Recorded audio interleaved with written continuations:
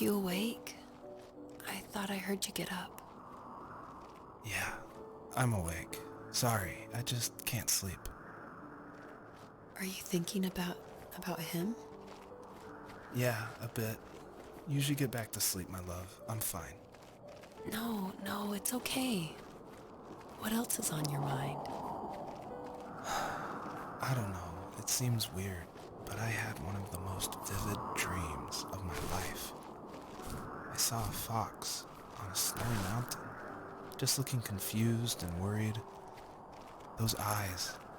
I can't get those eyes out of my head. She was running in the windy snow, looking for something. Do you think it has to do with you and what's been going on? I don't know. It was just a dream, Rachel. They're not meant to make sense. A lot's happened the past couple days, that's all.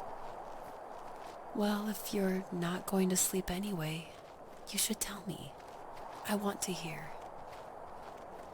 All right.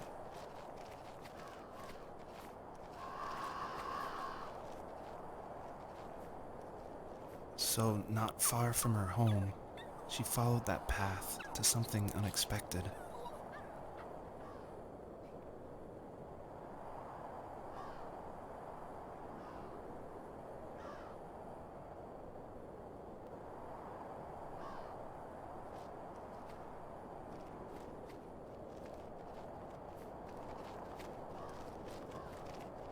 She couldn't stay, though.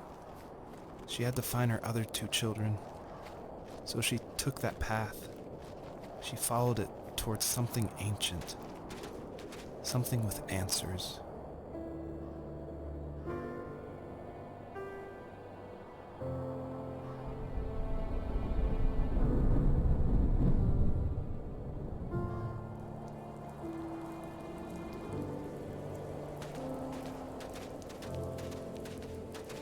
The fox looked high and low, searching for any sign of her cubs. Points of light showed the way to this ancient tree. It was as if each one had a story to tell, all their own. The land was trying to tell my story, too. I felt like I was right behind her the whole time.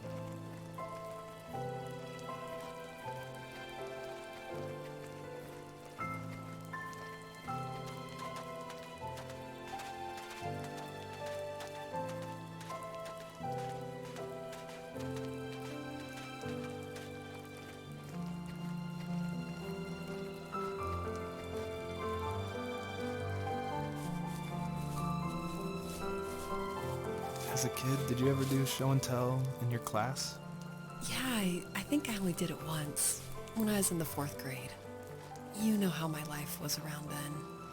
I wanted to show my class what helped pass the time and distracted me, so I brought a dozen paper cranes I had made. I think I told everyone how badly I wanted to be a bird and fly, embarrassingly enough. Don't be embarrassed. Every kid wants to fly. For me, it was another toy from my dad, a wooden boat. I remember guarding it so carefully in my hands as I walked into class. When I sat down, a group of boys immediately made fun of it. They asked which trash can I found it in, or why an ugly log was my favorite toy. When I got up, I didn't even want to tell them my dad had carved it. I said it was a joke gift my friends had given me. Kids can be so cruel. Some of them are. I shouldn't have let them get to me, but it did. It's amazing we bounced back at all.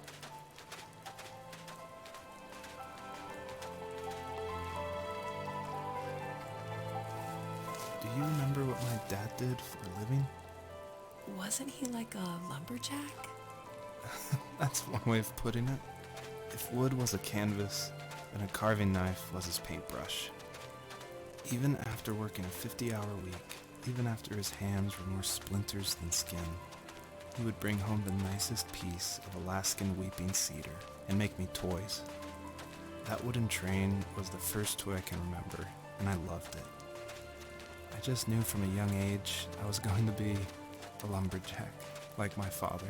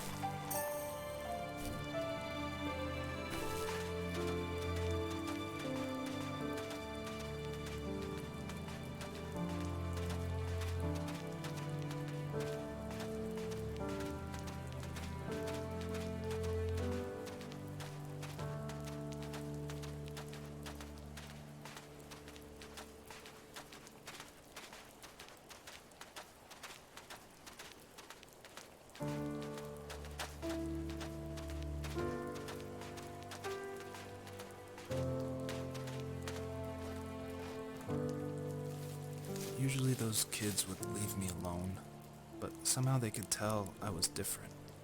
They made fun of how far away I lived. They called my dad a sourdough.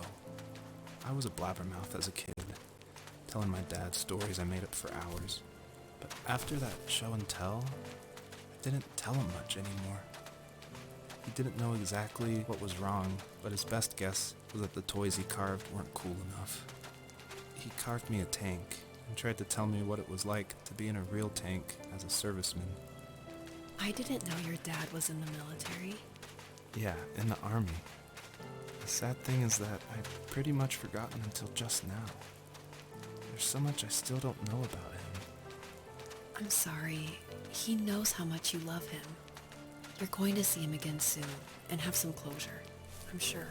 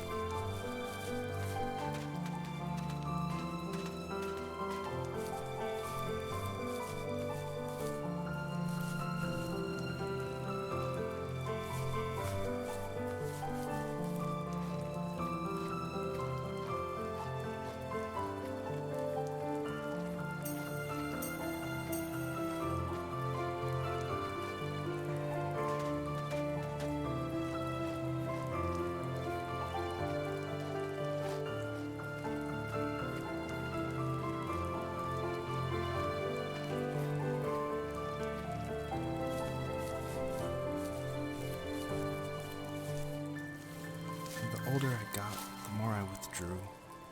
I asked myself, why talk to anybody anyway? Why bother when I'm happy by myself? I started drawing a lot, mostly animals I saw in the woods by my home. I then imagined designing my own hideouts with things like TVs and pantries full of chips and cookies. I think that idea of leaving home and drawing blueprints started my career. I found a lot of solace in that. I'm not surprised, but I did the same thing, you know? There's something special about having a place to call your own. And now look at us. Well, if you count renting in an overpriced city. It's as close as we can get for now.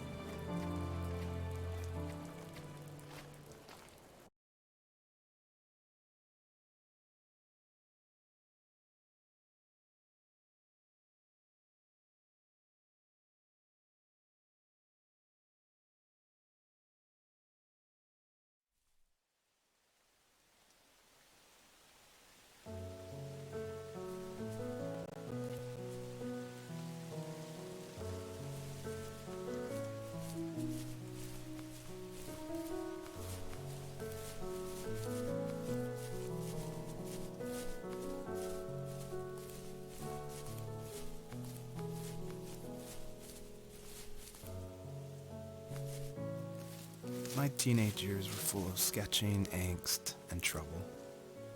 I wasn't popular or unpopular. Maybe just forgettable. I guess that gave me a sense of freedom, so I hung out with crazy kids, doing crazy things, even though I mostly just watched the chaos ensue. We did it all. Put fireworks in mailboxes, hide roadkill in people's garages, break windows of the barber shop in Anchorage. My dad was furious, but he was so busy working he couldn't do much to stop me from going out. I think being an adult means there's no one to stop you making hard decisions. He had to make a living, and he couldn't be in two places at once. Yeah, I realize that now. But at the time, I was sure he was more interested in growing his business than what was going on with me.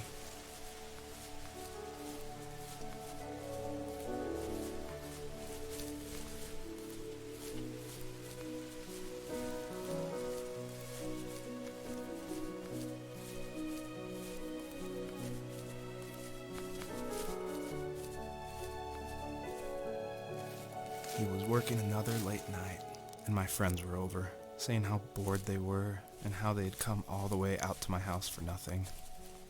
One of them mentioned how that old, ugly beyond belief truck was still in the garage, and how we should take it for a spin. I was only 15, so I kind of fought it for a while. The next thing I knew, we were careening around the mountain path, rocks spitting onto the sides of the cliff, while my dad's cringeworthy bluegrass blared out the speakers. I drove while my friends were in the back of that yellow and purple truck, throwing beer bottles and trash at anything remotely interesting.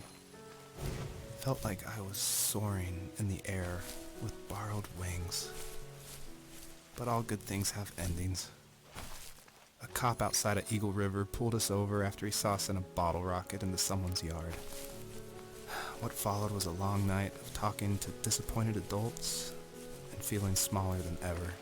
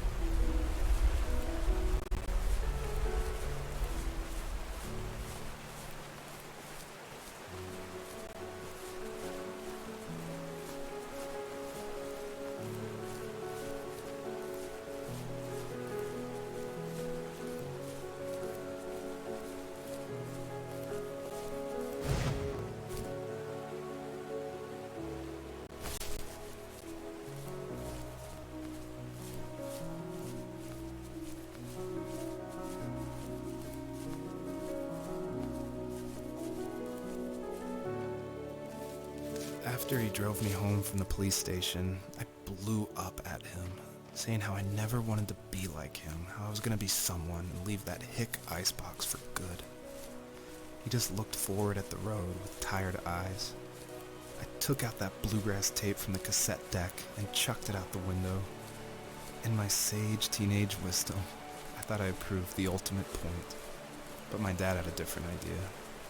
He slammed the brakes, slowly bowed his head while gripping the steering wheel, and finally looked at me.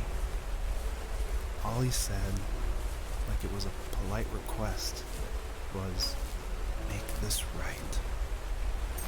I sat there in silence, fuming, but I eventually got out and combed every square inch of the woods, muttering profanity after profanity.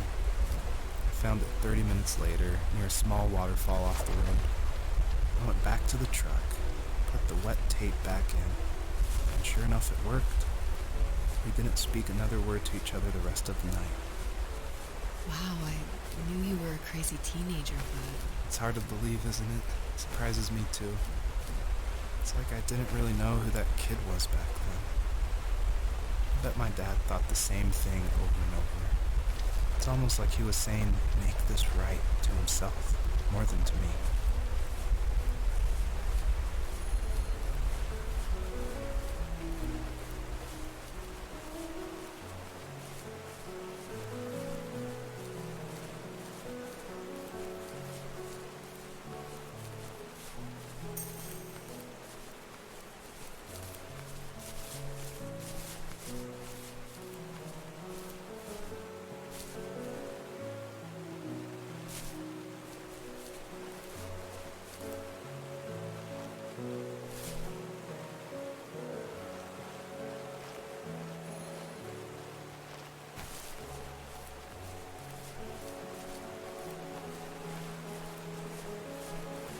My friends would laugh about that night and talk about how crazy it was, and I laughed along, pretending it didn't bother me. But it did. I imagined my friends growing old in the bush, unable to find that thrill in those godforsaken ice fields. It's like those mountains were a literal wall, keeping me from leaving, where all I would have to look forward to are lumber yards and evening beers. I had to climb over. That was my only goal for a long time.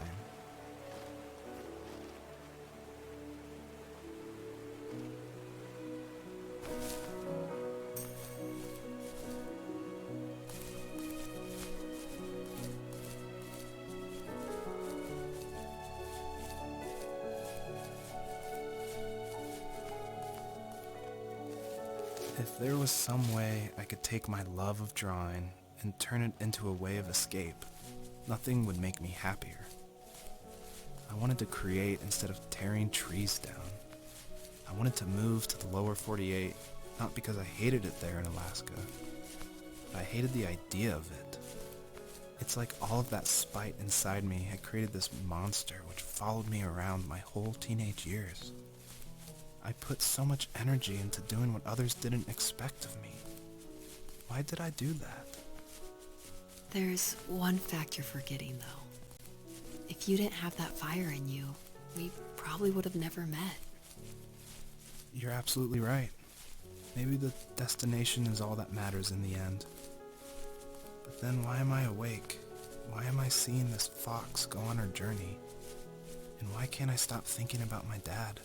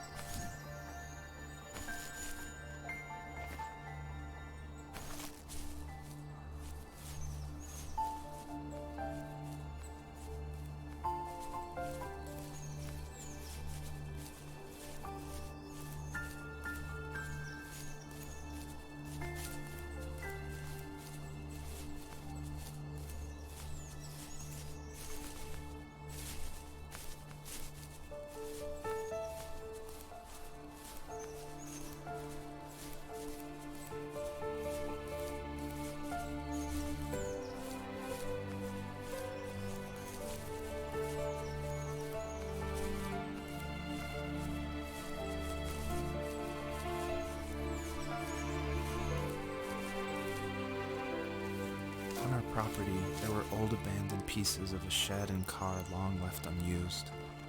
I used to ask him all the time who those people were that left all this junk, and I'm sure he got so tired of hearing it that he made up some elaborate stories how a brown bear ate them and haunted the woods afterwards. What's funny is I think it made those people seem more real, growing up thinking they were still hanging out like they couldn't say goodbye. I used to tell my friends how I could swear I saw spirits move near the water, and that always freaked them out. I guess it didn't bother me, because the way I saw it, they were normal people with old cars and sheds, just trying to figure out how to survive and be happy in the middle of nowhere. It was a cool thought that they didn't want to leave, but you know, I was a weird kid. Well, you had good company since those ghosts like living in a place where they were brutally devoured.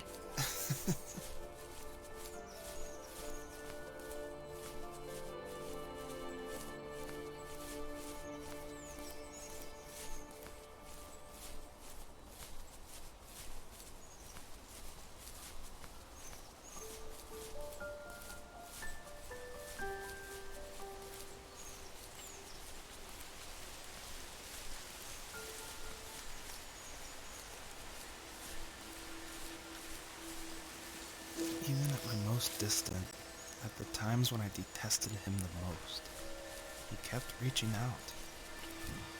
For a year straight, he asked me every week when we were going camping. I thought he was just dense. Eventually, to shut him up, I agreed. We carried out the worn lawn chairs from the garage and set up a cinder block campfire at the site we'd always used behind the house. We walked down the mountain path, talking in the warm sunshine we only got a couple months of the year. Those 3 obsidian rocks shimmered alongside the shore, almost like sparklers pressed against a dark window. I'll never forget that wet stone on my feet, or how those massive mountains looked even bigger in the lake's reflection. I felt small, but grateful. As the sun set, my dad found something I hadn't seen for a long time. The tree where I'd made my first carving when I was 6. I hadn't even carved it. My dad had helped me, but I still called it my tree. Something about seeing my name there made me open up, and we talked about everything that night in that old camouflage tent. I told him how much I loved sketching and design, and how it would be a dream to study architecture in Seattle. I told him how I didn't get along with my friends much anymore, but that I didn't mind being alone. He told me he was there for me, And he joked that if all he had to do was write my name on a tree to finally get me to talk, he would have left me carved logs with novels on them in front of my room every morning. I don't know why it took me that long to realize it, but it was then I knew how much he had sacrificed for me. My dad built a lot of stuff in his free time. If he wasn't watching fly fishing or reading Tom Clancy novels, he was carving something. He made tons of birdhouses. Not that he was into bird watching, but I think he really missed working and adding on to the home. If he couldn't afford the time to build onto our own house, he would have to settle with watching birds move into their little homes.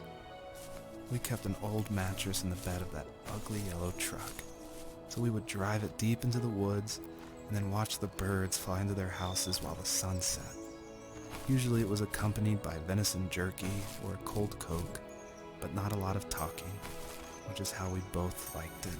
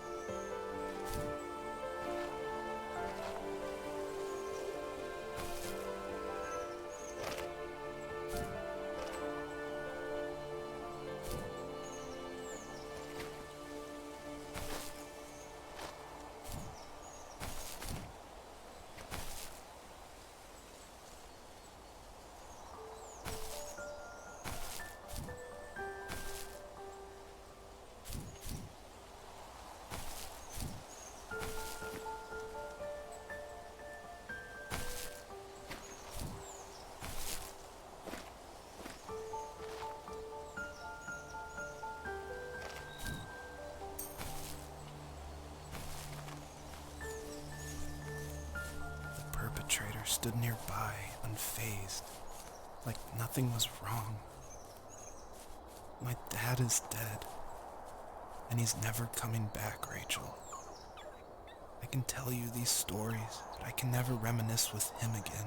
He can never hold a grandchild that we'll probably never be able to have. I can never talk to him again, and I'll never be able to say I'm sorry for everything.